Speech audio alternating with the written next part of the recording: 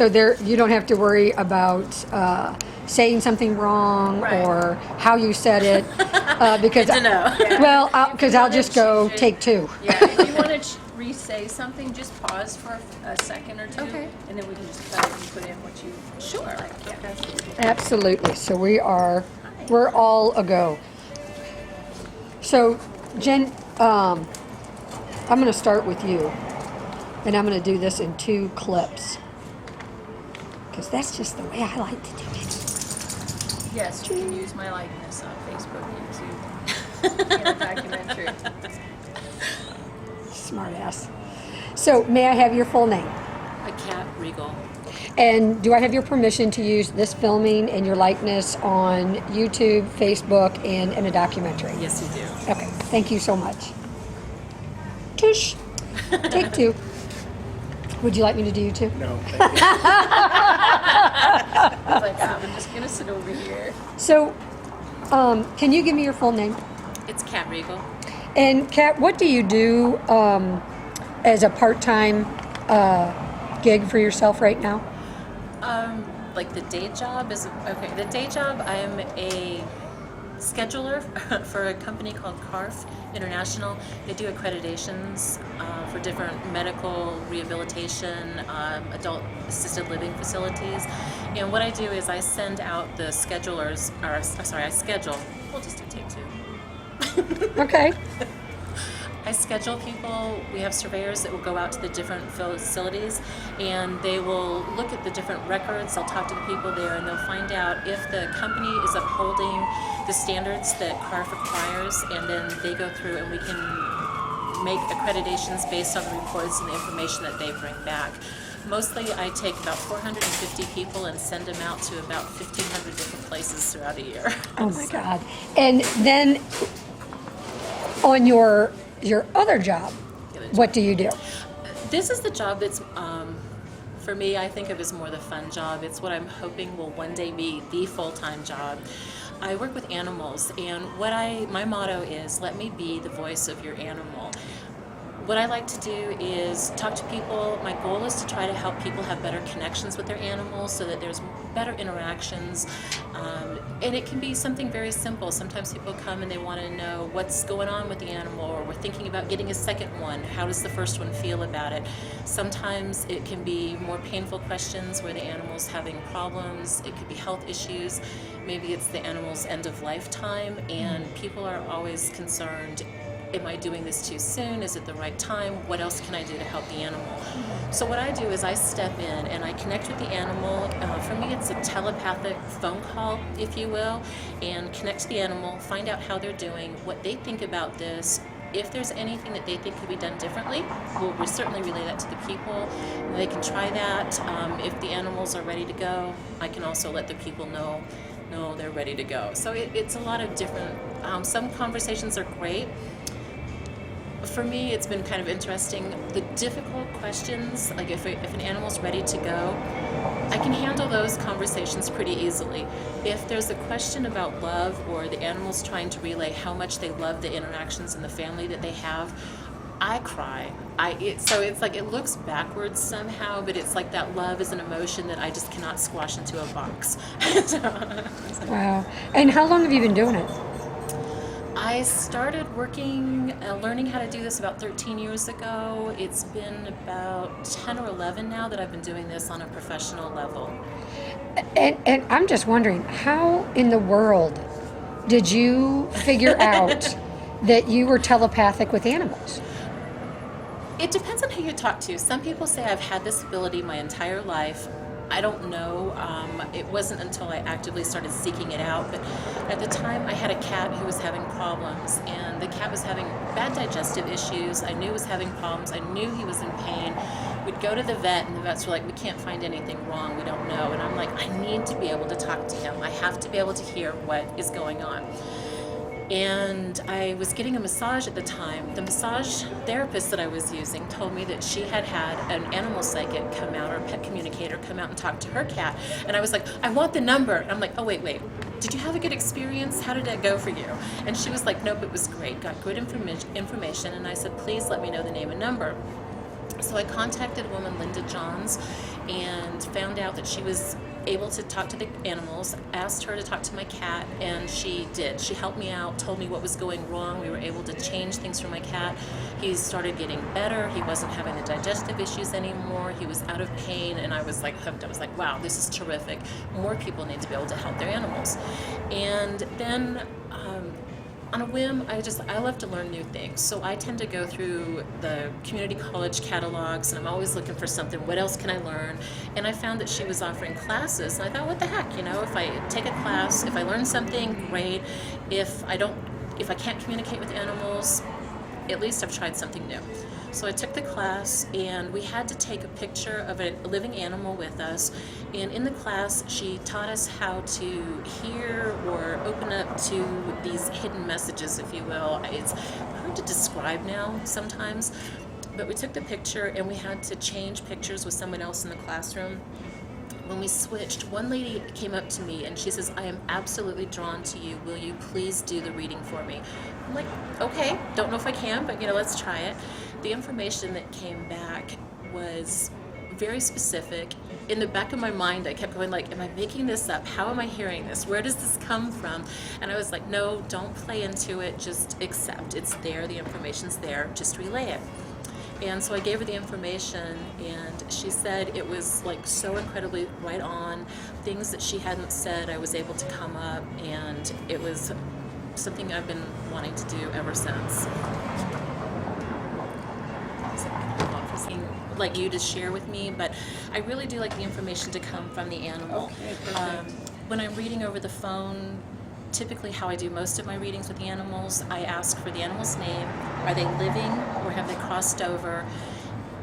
Used to be I needed to have a picture of the animal, and anymore now people tell me their animal's name, and it's like this vision pops up, and you'll see me stare off into space. I don't know, somewhere over here is where the animal and I talk. Even though they're down below, it's the information comes from above.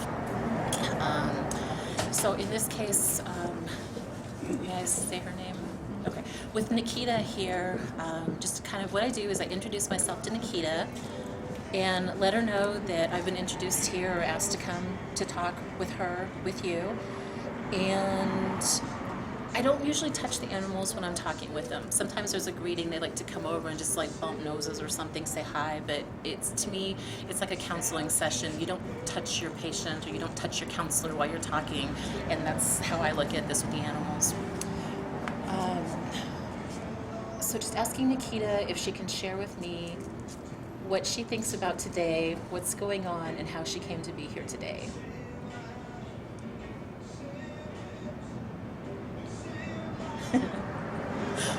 She tells me that she's traveling because you guys are traveling and taking part of this. For me, what's really funny is I probably should explain, I will giggle. I'm empathic, so I feel the energy. And depending on how the animals are, if they're really happy or really excited, or yes, strong yes answers, it's like being at the top of a roller coaster when you just go down that first dip. That's the type of feel I get when I know I'm right on with them. Varying degrees of absolutely no feel at all, and I know that that's a no answer from the animals. But Nikita's saying that today she just feels like she's kind of out and about, she's getting to travel, a lot of curiosity. I would tell you that she actually likes the cooler weather right now, that she feels like it's, in some ways, she feels like she feels friskier, like she can move better, which it kind of varies a little bit. I know some animals who are like, nope, cold makes them feel really stiff, real similar to humans, but she's saying that the cooler weather is actually more fun. She actually likes it and is enjoying being out with it.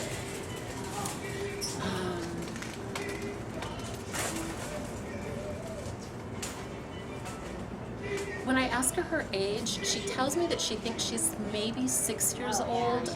I actually think that that's more of an old soul 6 years old. I don't think she's 6. I think she's a little bit younger. But she's got a lot of good memories that she pulls in from past that she has also been able to incorporate into this life and to work on things here. In some ways, she tells me she feels like her job has changed. Sorry for the bus, okay. She tells me that she thinks her job has changed. I think very recently she's been asked to be maybe more of a service animal, that she's helping to do some guiding and she's helping to do some focus work with you in what you're doing in your activities. She says it's very interesting to her. Before she started doing this, she feels like she was more of a companion animal and didn't really have to do things, but it was like she was there, she hung out with the family, it was relaxed time, but now she says that like this focus is more exciting for her. She feels like she actually gets to use more of her skills, and a lot of curiosity on her part for this. Cool. She's actually like really calm. She's not what I would call a chatterbox. Some animals will just start blabbing, if you will, about all kinds of things. She's pretty calm.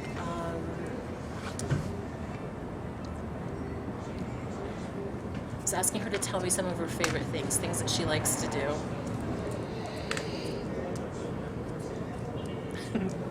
There's images that'll pop in sometimes. No context on this one.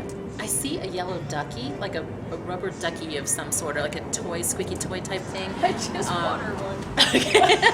She loves it. She's having a good time. That's become a favorite toy right now. That is hilarious. Okay. She made fun of me. I was like, I gotta buy this for her. No. She likes it. Nikita says, this is it. This is perfect right now. She's also given me the impression of a steak, and I'm not talking like little treat pieces, but I'm getting like, she thinks that it would be really nice if she had her own steak to eat one day. So she kind of thinks of that as being a nice little reward if she's done something really well. And all things considered, some dogs are motivated by treats.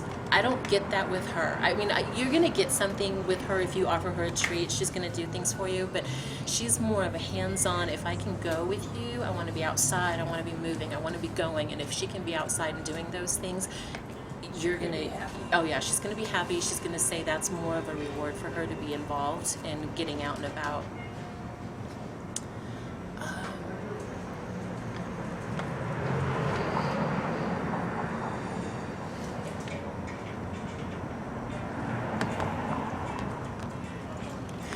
There's an underlying something. She's kind of holding something back. She's hiding something that I think is more of a concern, possibly on your parts, but she's holding it back right now, not really wanting to say it. So it's possible we're going to have to ask, like, have you tell me what it is you want me to ask her and go from that standpoint. Initially and overall, she tells me that she feels like she's a really happy dog. She feels healthy. She's got good energy. I like the feel that she has behind her. Just really good energy.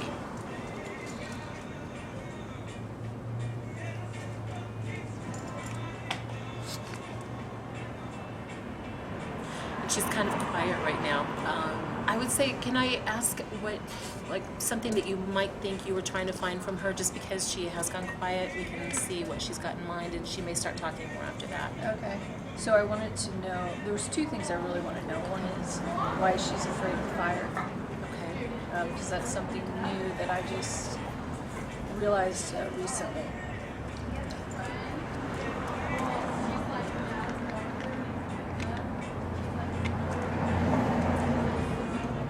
Asking her about the fire, and I don't see it as like candle flame, doesn't seem to bother, but it feels like it's more a bigger fireplace type fire, so it's definitely the bigger there.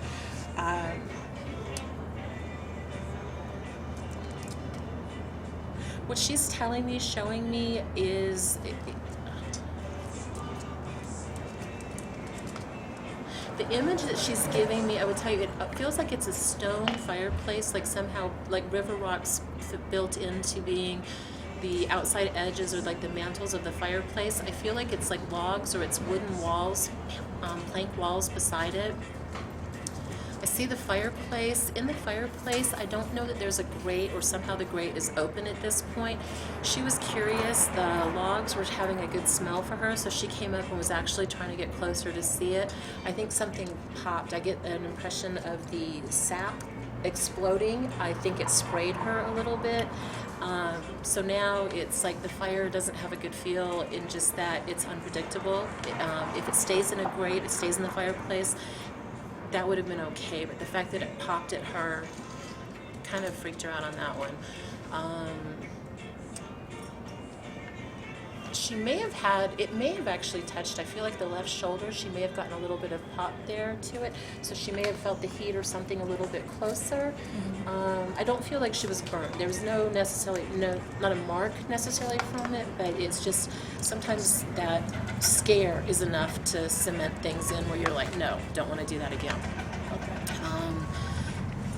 I would tell you, given a little bit of time being around fires, maybe back if you're sitting there by the fire enjoying it, if you can have her sit by your side and say, look, the fire's over there, it stays in there, it's not coming out.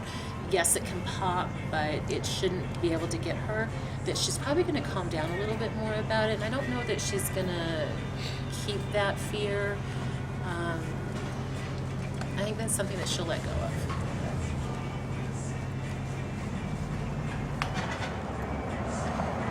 Was asking her if there was anything else that we wanted to add to that.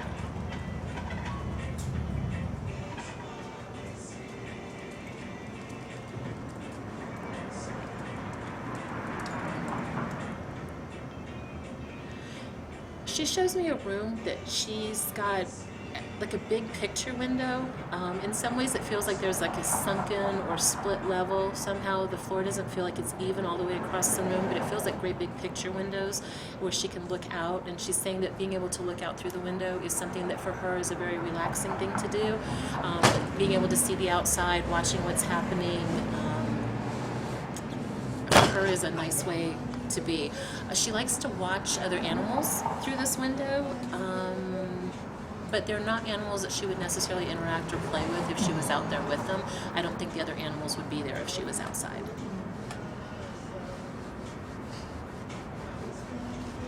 Is there anything else you could think of that you wanted to ask on that one or that we didn't touch? Okay. No, I was just curious what would do that.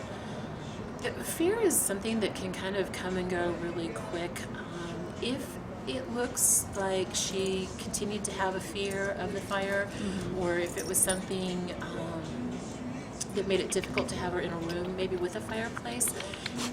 Yeah, She won't go near it. Yeah. Okay. She absolutely won't go near it. Because we were at a house at Thanksgiving. That had it? And she was in the back room, and I couldn't even get her to go out.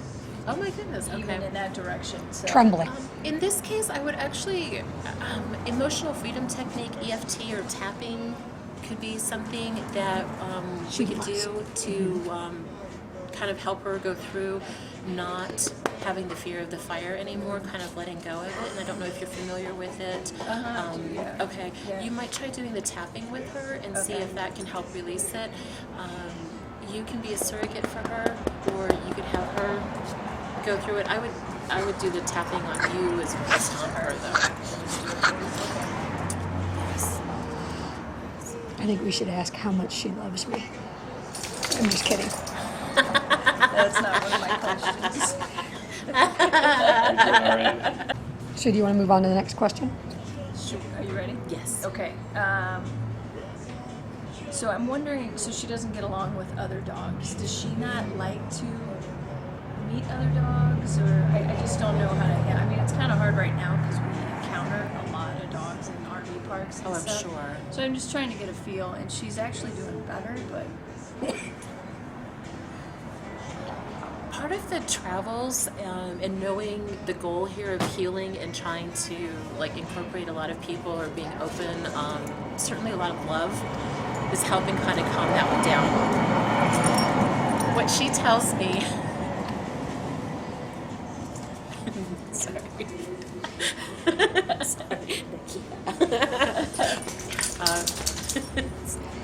what she tells me is that she's like, other dogs can be silly.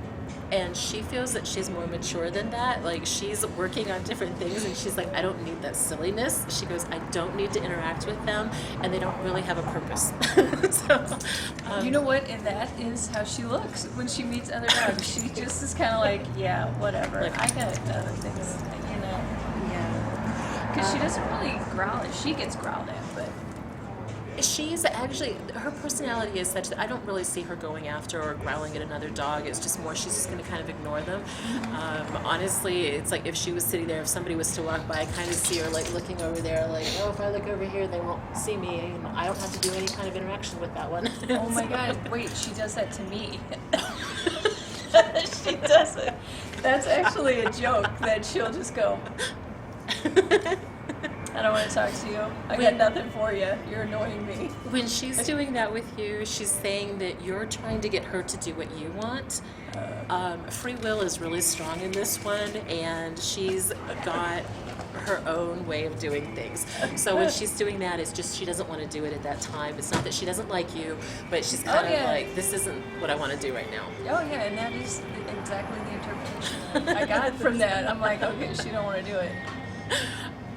I do see her though as being like a sneaky snuggler.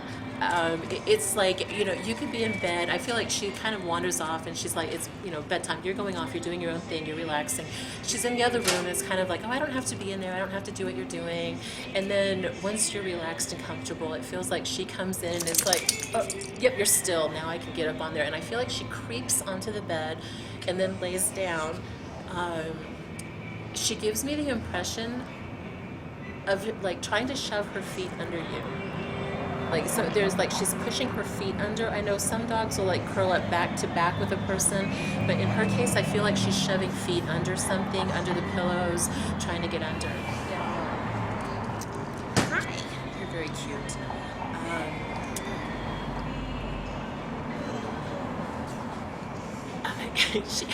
I would ask if you have, it feels like a really thick down comforter or something that's big squares. It's like this big fluffy comforter is like one of her favorite things. She's like, if that was to be like down on the floor, it could be hers. But she likes it up on the bed because it's softer. She does like it softer. She does love that comforter. I know, why haven't you told me? I was telling her thank you for her patience right now at this point, because she's like going like, okay, you guys are talking too long. I'm not able to explore. She kind of wants to be looking around, moving around, and she feels like we're holding her back right now. Okay. So,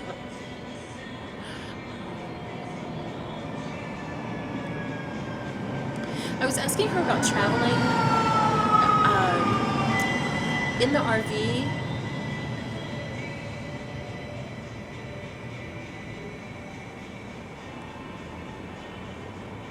She says when it's moving, I get, was asking her if somehow like she had a seatbelt or if she was like fastened in somehow. And she says she doesn't really think so. She feels like she kind of has it a little bit of open, like you'll be up in the cab driving more, but it feels like it's an open where you can just like get up from the cab and go into the back of the RV. There's an impression of her being on the floor kind of right behind where the cab is there. She likes that area. When I asked her, I said, would she go back more towards the back of the RV? And she says no. When it's driving, she feels like it bounces too much and she doesn't like being bounced while the road's driving. And if she stays closer to the front, she doesn't feel like she bounces so much. Okay. Would she rather be in the car or the RV? Yeah. She says the RV's better because she feels like she can actually move around a little bit more if she wanted to. She says she feels like if she was in the car, she actually would be like in a seatbelt or there's some sort of a harness or something that she sits in. And she says that's really kind of like, she knows it's safer but constricting. So she'd rather be in the RV. That little hammock thing down. She says in the RV she can actually lay down. I feel like she lays more on her left side and the feet are stretched out to the right, but it feels like she like sleeps on her left side more than her right.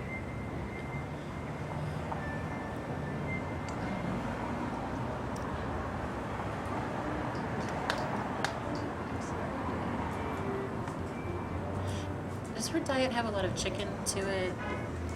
Or is I kind of mix it up. I do Mix it- one day beef, one day chicken. Okay. I don't think she likes the chicken very much. It's the steak is better. She's saying with the chicken, it's okay, but she doesn't feel like there's as much flavor in the chicken as there is in the beef. So just for whatever that is. She'd rather have beef. Okay. I'm down with that.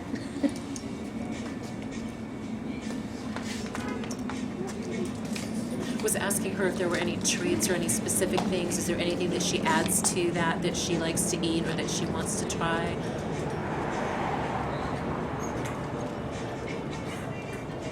Green peas come into play a little bit, but mostly it's just the meat. She's not really showing anything else, so she prefers just having the meat. Oh, there's peas in it. Are there?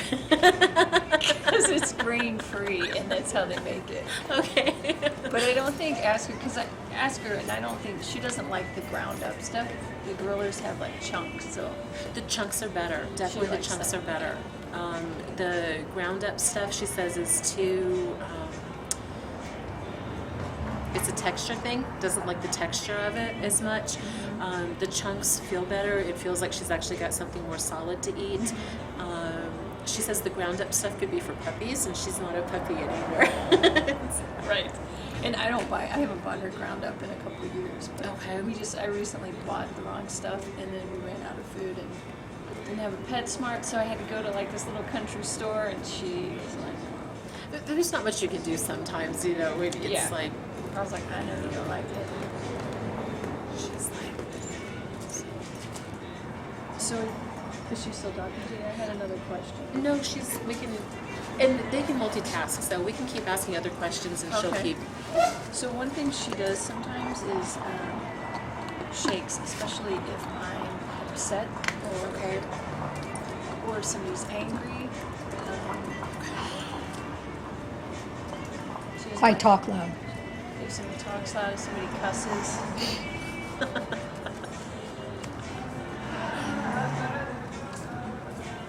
She has the ability to do a lot of empathic work as well, and that may be partly why I feel like she's very social in this, but I think also that she'll probably pull away. So even if you have a bunch of people, if they're people that you know really well, I think she'll come out and she'll be more social and want to interact with them. But if they're not somebody you know really well, I think she'll be in the room, but it's just kind of like looking at them, checking them out. But she's picking up a lot of that. When she's saying that part of the shaking about that is that she's trying to draw that energy from others and then kind of flush it. She's actually got a great grounding system, and she tries to send stuff. When she's doing the shaking, she's pulling it in a little bit more, and she's not releasing it fast enough. Okay. So letting her know, in this case, I would suggest that we let her know that she does not have to take other people's anger, those emotions, those feelings. They're not hers. That instead of trying to pull it in internally, that she could actually just sort of like let it flush without ever having it touch or go through her, and that might make it a little bit easier for her to not do that.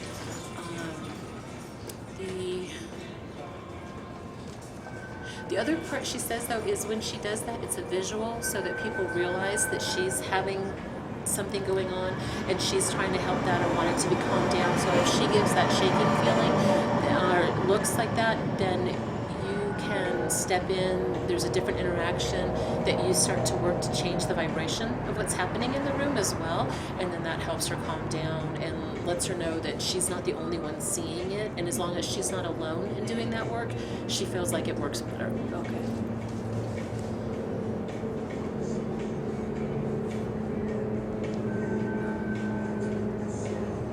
She gives the impression, totally just weird thoughts in the middle. I see her as liking to run. If she can get out in the dog park or something when there's nobody there, when she's off leash, she shows flat out running. She loves the way it feels, stretching out all those muscles. There's just this long, strong, I see her digging in with the front. It's like the power that comes behind the front feet. And she really enjoys being able to show off how powerful she is and how pretty she is when she runs. Yes, and she does. And we're at an RV park for like 3 weeks, and they had this open space. And so every Nice. morning we'd go out there, and sometimes in the evening we'd just go out there and let her off leash, and she would just run. And Nice. but yeah, we've had a hard time recently finding a place for her to. Unfortunately, it can be a little tricky with some of that. Yeah, well, around here, everywhere we go, there's little birds, and so she gets going, and then she gets a bird. You know, it's just like Yeah, that kind of kills the joy of the run. It's like, ow. yeah. Yeah, big time out.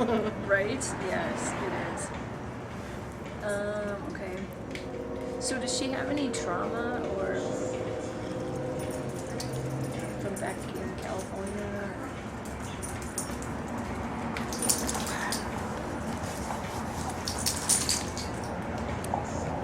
So asking Nikita if there's any traumas, anything from being in California.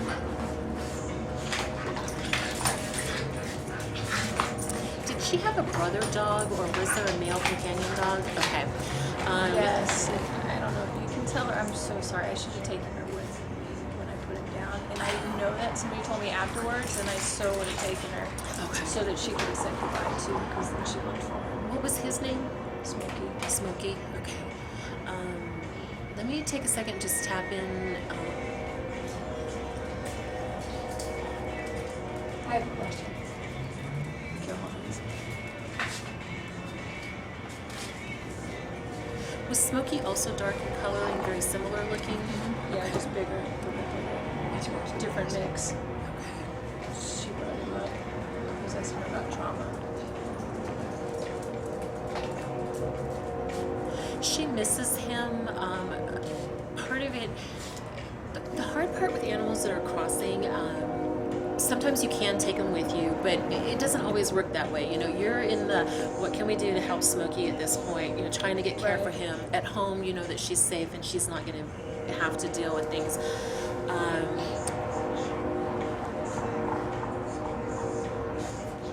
She thinks it was abrupt. In some ways, she tells me it wasn't a surprise. Like, she and Smokey both knew something was coming, it was going to happen. What I get from Smokey, it almost, I would say, congestive heart failure in a way. It feels really heavy in the chest. It's like the lungs don't want to breathe more on one side than the other, but it's like more the side with the heart. I feel like everything got really heavy. I think it was a surprise in some ways. There may have been signs his health was going down. What I get from his spirit is that there was nothing that could have been done different. If anything that would have been tried could have been done, Smokey is saying it would have been very invasive. He doesn't feel like he wanted to go through that. It would have been harder physically to deal with, harder mentally and emotionally. I actually would tell you that part of it says it was kind of assisted crossing with him when he went, but I don't think it was assisted in that his body was just like, I'm ready, I'm going, and he went. Again, it was very fast, very sudden.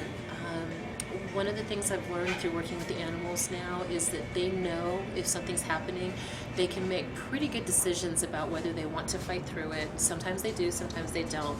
In Smokey's case, he's saying it wouldn't have prolonged much. It just would have been miserable after a certain point there, and he did not want to go through that misery. Right. She's saying that part of her loss in this is that she wanted him to fight more, and he didn't want to. So she's actually a little bit upset with him that he didn't fight for his life in that case. I would tell you, though, that his spirit is still with you. It still comes around. She can still talk to him in the spirit form. So there is still definite information sharing going on. She's saying that he thinks the work you're doing now is very exciting, very interesting. I also don't think you're done with him. I suspect that there's going to be a time you may be presented with an opportunity to have him back in a different form. So if you were open or if you were willing, you may see him again. I don't feel like he was done with you.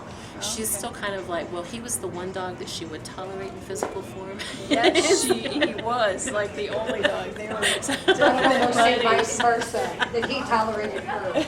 Yeah, no, they Funny. were definite buddies. Yeah, it's definitely interesting there. She's just mad at him because he chose to go. Yeah, and you know what, the day I put him down, we had to wait for a while, and he was like, we were at my sister's business, and he was just like, I'm done. You know, like, he went out to the car and just turned around and looked at me like, Let's can go. we go? Yeah, I'm Yeah. ready to do this. And even when we got there to the vet, he just like said hi to the vet, he laid down, he let him start an IV. I mean, he was just like, There's something for okay? me Yeah. with the animals, they are more accepting of a lot of emotions. It's like they don't carry the baggage necessarily. And I can't say that's true for all of them. There's certainly some who will be like, nope, I'm going to be stubborn. I'm doing it my way. I'm going to fight through things. Right. And there's others who they're just like, it doesn't have to be hard. It can be easy. I've actually learned a lot about my own growth and how I work with energy based on what I do with the animals. Right. In this case, she's probably more stubborn. She's going to want to do things her way. And he was like, no, he goes, I don't have to do this. I can still work with energy in energy form. Right. So, Yeah, I mean, we had a rough week before I put it down, so. imagine. But, so we wanted to know, Karen's question is she from this planet? Okay, so She wants to know. Is that the planet question? Yeah. I found her people in Thailand.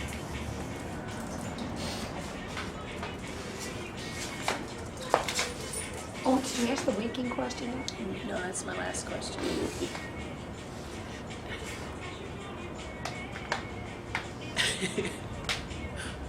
when I ask her about like another planet, like has she coming?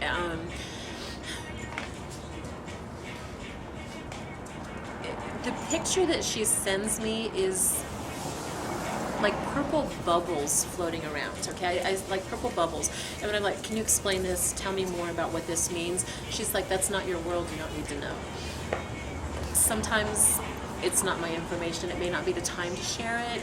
It's something that you could try to ask her later, but right now she's saying that that's not something None of your business. yeah, basically. pretty much. Which is kind of the response. But I would tell you, yes. I mean, she's got information and input from other places. There's definitely old soul qualities about her, so she's pulling in a lot of information and using it in this life. The last question I have is sometimes when we're talking to her, she blinks at us. She, like, will ask, do you want to come inside? She'll be like this. I was like, you're a freak. What's going on? It's her way to communicate, to also, it's like yes answers, there's just information. It's like she's also, when she does that, what she tells me is she's like, I'm being very patient with them because I've already been telling them in my mind what I want to do, that I want to go inside. And then finally you'll ask, do you want to go inside? And she's like, they got it. Yes, I do. And so we're going in. When you see her doing that, I would actually think back a second or two if you're interested in doing this at all. Yeah, See absolutely. what kind of things were going on, like how long before that did you have the thought? Because I would tell you, she's implanting a lot of this for you in your minds. She's giving you a lot of information. There's times when you're going to find you're doing something and you could be reading a book, writing a letter, something completely not even thinking about Nikita at all, and all of a sudden you're like, I bet she wants a treat, or I bet she needs to go outside. And she's like right there at the door ready to go out, or she's in the kitchen waiting for that treat. She's giving you those thoughts. And I know that's true. We were just somewhere, and all of a sudden I was talking to somebody, and I looked over, and she's just looking at me like, can we go now? I mean, she didn't like where we were or something, and I mean, she just like stared at me. When she's staring, that it's her intent way to try to get the communication going. We, as humans, we rely on so many visual clues. We look at somebody else, we look at their eyes, how they're sitting, their hands, things like that. We kind of know. We have tone of voice. Our animals, we don't often let be so vocal, so they have to rely on other things. How they sit, what they're doing, how they look. But when they stare intently at you, they're definitely trying to pass a message at that point. Yeah. Yes.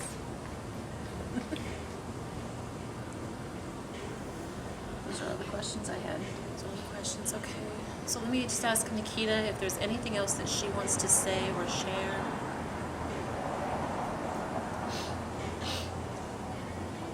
What I get from her is the sense she wants you to know how excited she is and thank you for bringing her with you on this voyage.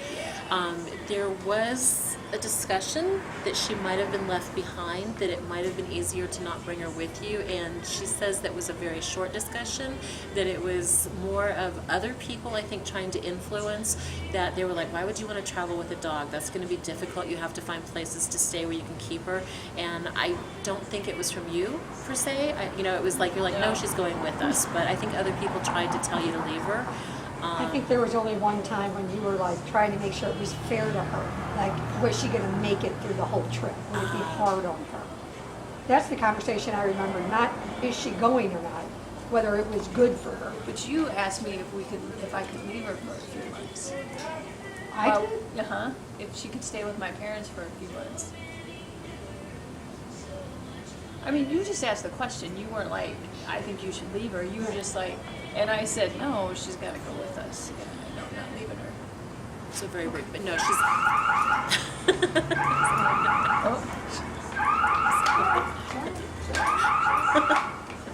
Don't sniff that bush. Now we did go to a psychic and ask about. I think I asked if she'd be okay, and would she? No, she's got a She's lot. healthy. She feels good. Physically, when I was asking her, I usually like say if there's an ache, a pain, something, put it on me. Let me see what that is. And I'm not getting anything from her that way. So she's actually got a lot of good vibrancy behind her.